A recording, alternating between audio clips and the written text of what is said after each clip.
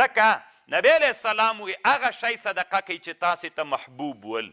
داسې انسانان باید داسې که موږ په د انسانانو باندې کار وکړو، دا تزکیه د نفس د طالبانو، موږ په انسانانو کار وکړو، د انسانانو کې دومره ایثار پیدا سي، بیا به طالبانو دا دنیا خپله جوړیږي، دا دنیا خپله یو هدف ته رسیږي. انسانان بیا طالبانو دا دنیا کار به ځتې جوړ سو.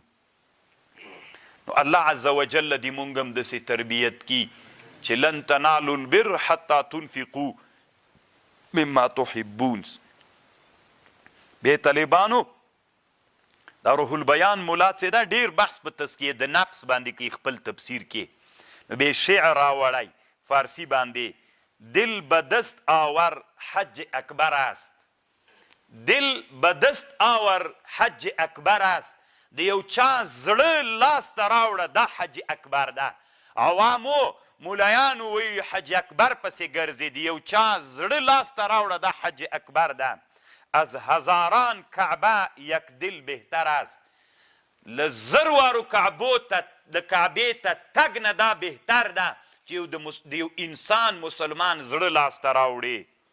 کعبه بنیاد خلیل آزر است، کعبه چې ده دا جوړه کړې خلیل د آزر زوی جوړه کړې، خو دل نظرگاه جلیل اکبر است. زړه چې ده دا نظرگاه دیدگاه هغه څوک د زړه ته ګوري چې هغه دا دل نظرگاه جلیل اکبر است د الله ده.